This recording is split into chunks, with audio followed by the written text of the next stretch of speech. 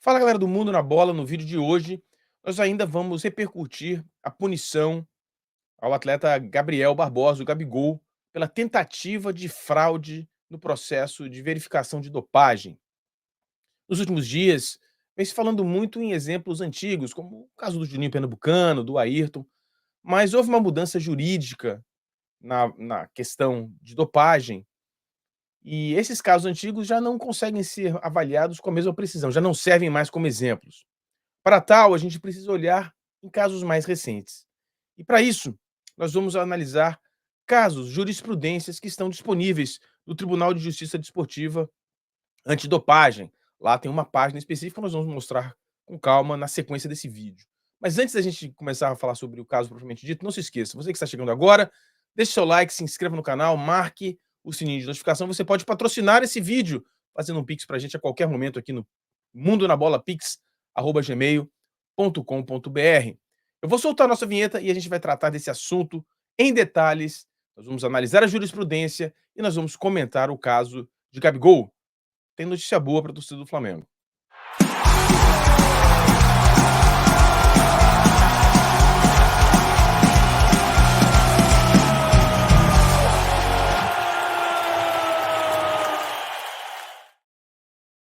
Bom, qual é o caminho das pedras aqui? O caminho das pedras aqui é você visitar o site do Tribunal de Justiça Desportiva Antidopagem, tá aí. E você vai ver aqui na parte inferior aqui da tela, você vê jurisprudências e você vai acessar a página com diversos casos de situações julgadas por esse tribunal. E você vai e se você quiser fazer uma pesquisa mais específica, você tem que procurar casos de fraude, ou seja, aqueles que são enquadrados no artigo 122, no caso de fraude ou tentativa de fraude. E há um exemplo que serve demais aqui para gente. Refere-se a um caso específico. Eu vou ler do que se trata e a gente vai fazer essa comparação com o caso do Gabigol. Lembrando, mais uma vez, né, que os casos antigos já não passaram nessa estrutura jurídica, então não servem como exemplos, né, e também com o advindo do Código Brasileiro Antidopagem. Bom, trata-se de um caso, tá aqui as indicações do processo, e o caso propriamente dito, eu vou ler aqui para vocês. Tentativa de fraude, futebol, missão fora de competição, ou seja, uma missão antidopagem fora de competição. Dirigente que teria dificultado o acesso de membros da missão a determinados locais do clube. Não configurada a conduta intencional de subverter o controle de dopagem. Não caracterização da infração prevista no artigo 122 do CBA. Resolução, absolvição. Esse aqui é a primeira instância. E depois, na segunda instância, situação mais similar, também pela absolvição. Mas vamos aos detalhes desse caso. E é importante que nós lembremos que o tribunal tenta omitir os nomes e a gente não sabe exatamente do que se trata, mas no final vocês vão entender exatamente qual foi o caso. Eu vou ler aqui para vocês mais informações que constam nesses relatórios aqui do tribunal. Trata-se de audiência de instrução e julgamento no processo, o número do processo, eh, por supostamente na condição de gerente de futebol do Esporte Clube, já dá uma indicação de qual clube é, tentando fraudar o procedimento de controle de dopagem fora da competição ocorrido na data de 5 de novembro de 2021, na sede do clube, conforme relatado pelos oficiais chamados DCOs. Conforme o relato dos DCOs, após se apresentarem na sede do clube e conversarem com o senhor, esse em questão, o gerente, foi-lhes informado que somente poderiam notificar os atletas após a videoanálise para o jogo do dia seguinte que estaria ocorrendo. Após o término do vídeo, procuraram e encontraram todos os atletas que deveriam ser notificados, exceto um dos atletas que treinava em separado no campo. O DCO Rafael teria informado na importância de notificar o atleta. Contudo, o gerente não teria deixado o DCO se aproximar, os DCOs se aproximarem do campo diante do momento delicado do time que teria jogo importante no dia seguinte. Após o término do treinamento, não foi permitido aos DCOs acompanhar os atletas dentro do vestiário sob justificativa de se tratar de ambiente exclusivo para atletas e comissão técnica. O DCO, Roberto, por sua vez, esclareceu que os atletas teriam ficado sem supervisão por 3 horas, no mais coadunando o relato de Rafael. No dia 17/1 de 2022, o gerente, foi notificado sobre a potencial violação à regra antidopagem pela suposta tentativa de fraude no processo de controle de dopagem. O gerente respondeu o ofício recebido informado que jamais teve a intenção de fraudar o procedimento de controle de dopagem, que apenas foi solicitado que os DCOs não adentrassem no campo, sendo possível acompanhar os atletas no campo visivelmente durante o treinamento, que não teria permitido que os DCOs entrassem no vestiário em razão de procedimentos relativos à Covid-19, que os atletas encontravam em regime de concentração. Bom, o caso foi assim: os caras tentaram fazer o exame, o gerente não permitiu a entrada das pessoas, eh, no campo. Depois, no vestiário, também foi obstruído. Os responsáveis tiveram que esperar mais de 3 horas para conseguir acessar os jogadores. Esses são os fatos. Vamos continuar lendo, que tem mais coisas importantes aqui. Bom, acordam os senhores auditores do pleno do Tribunal de Justiça Desportiva Antidopagem por unanimidade de votos nos termos do voto da relatora Selma Fátima de Mello Rocha conhecer o recurso, mas não dar-lhe provimento, mantendo a decisão da segunda Câmara do TJD-AD na íntegra, ou seja, absolução do denunciado por penas combinadas no artigo 122.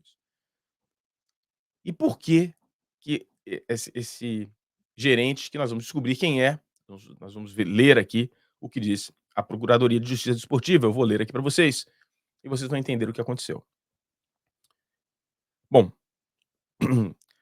Procuradoria da Justiça Desportiva Antidopagem apresentou denúncia no dia 25/7 de 2022, requerendo a condenação do denunciado nos termos do artigo 122, aquele artigo que trata da fraude, né? Por ter desconsiderado o risco significativo, tomou de descumprir regra antidopagem, aduzindo, é uma palavra difícil, aduzindo, em suma, que, e aí sim, aí o caso, o relato do caso. Não um relato, né, o comentário sobre o caso. É cristalino que houve interferência relacionada a qualquer aspecto do controle de dopagem pelo denunciado, subvertendo o processo de controle de dopagem. Exemplo disso seria o atleta Renato Augusto. Portanto, agora a lei brasileira, a justiça brasileira escorregou e deixou o nome do atleta. Primeiro colocou Esporte Clube, que é a primeira parte do nome do Corinthians, e depois do atleta Renato Augusto. Agora nós sabemos que trata-se do Corinthians, que seria o atleta Renato Augusto, que teria urinado no chuveiro, o que macularia o processo de controle de dopagem, que houve alinhamento prévio entre a ABCD e os clubes da Série A. A ABCD é o pessoal do controle de dopagem, e os clubes da Série A do Campeonato Brasileiro, claro, que foi explicada a dinâmica e a conduta para a coleta realizada dentro e fora de competições. Que a justificativa de que o impedimento do ingresso nos vestiários teria relação com o protocolo de Covid-19 não prosperaria, pois o tempo do ocorrido, até as torcidas já estavam novamente permitidas de ingressar nos estádios e as diretorias técnicas operacionais lançadas pela CBE já não estariam sendo observadas. A defesa do gerente de futebol, o Alessandro, possivelmente, não tenho certeza, mas a sugestão é muito forte, diz o seguinte: foi atleta de destaque por muitos anos e tendo já realizado testes antidopagem em inúmeras ocasiões, jamais tendo recebido resultado positivo por doping, tendo sempre prezado pelo jogo limpo. Acho que isso é uma bobagem, isso quer dizer nada, o histórico não pode contar uma tentativa de fraude. Que o mantinha forte em suas políticas de restrição devido à pandemia da Covid, também não vale, ou seja, a defesa é muito fraca até agora, tendo inclusive sido notificado pela Secretaria de Estado de São Paulo um mês antes do ocorrido, pela qual teria sido apontadas falhas no procedimento sanitário adotado pelos clubes e a possibilidade de punição em caso de reincidência. Que as restrições impostas pelo estariam de acordo com as exigências da WADA, que teriam afirmado em guia que a organização antidopagem deveria considerar as restrições relativas aos locais onde os testes poderiam acontecer.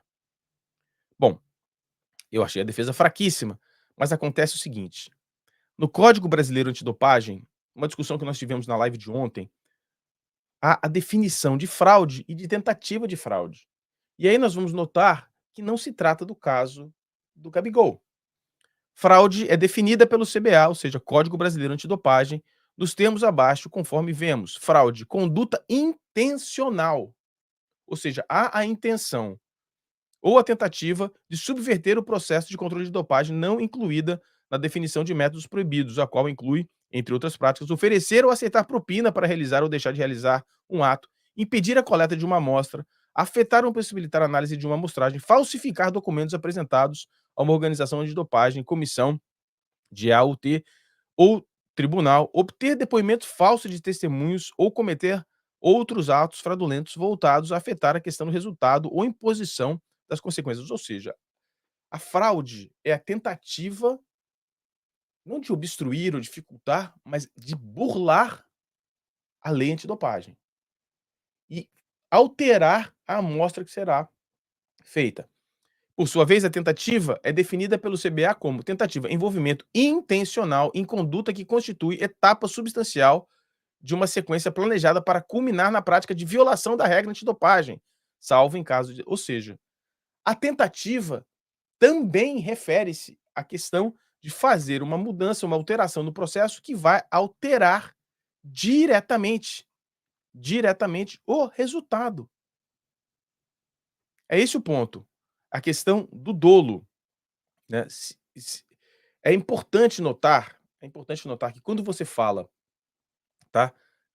Quando você faz a análise dessa questão do Código Brasileiro Antidopagem, a definição de fraude, fraude e tentativa de fraude é o seguinte, tá? Precisa de dolo. Tem que haver uma intenção de violar o resultado, tá? A definição de fraude exige uma conduta muito mais pesada, tá? E não é porque o cara fez uma birrinha, tá? Se torna necessariamente fraude. Ou o cara foi difícil, não pôde ter acesso, como nós vimos aqui. Aqui o atleta urinou no chuveiro, os DCOs não puderam acessar o campo, não puderam acessar o vestiário, tiveram que esperar 3 horas. A fraude e a tentativa de fraude trata-se de uma sequência planejada, estabelecida anteriormente para burlar o resultado, e não é o que aconteceu no caso do Gabigol. Dito isso, eh, eu não estou defendendo aqui o Gabriel Barbosa, tá? Não há uma defesa do Gabriel Barbosa. Acho que ele deveria seguir os protocolos e os procedimentos. Acho que ele deveria ser punido pelo clube. Tem algumas informações importantes a respeito disso. E a conclusão é muito simples. Primeira, o Gabriel errou, cometeu um erro. Segundo, o Gabriel precisa ser punido, se não pela justiça, que provavelmente ele será absolvido, pelo que se lê aqui. Mas segundo, talvez mais importante, pelo clube. Terceiro, o clube de fato falhou.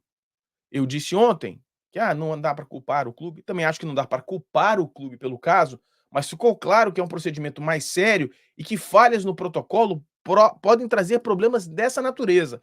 Portanto, ficou claro que talvez não seja o gerente, mas o clube tem que garantir a exigência e a sequência dos protocolos estabelecidos pelas instituições responsáveis. Se tem um protocolo de coleta de amostragem para exame de doping, o clube tem que seguir aquilo na mais fiel sequência possível. Claro, se os caras estiverem no meio do treino, você não vai interromper o treino. Mas que haja, sim, a preservação por parte do clube e dos seus atletas dessa sequência. O fato dela não ter sido seguida não necessariamente prova uma tentativa de fraude, tá? Eu acho que o clube falhou em menor instância. A maior culpa é sim do atleta, mas não me parece, diante desse material que foi levantado pelo grande José Peralta, e essa live agradece inteiramente a pesquisa feita pelo Peralta, eh, nosso amigo, que nós nos conhecemos no Twitter, mas agora falamos pelo WhatsApp. Nós agradecemos inteiramente esse material, esse levantamento foi feito pelo Peralta, que trouxe para a gente formatou, gravou para vocês e colocamos no ar. Espero que vocês tenham gostado. Antes de sair, deixe seu like, se inscreva no canal e marque o sininho de notificação. Grande abraço, até a próxima.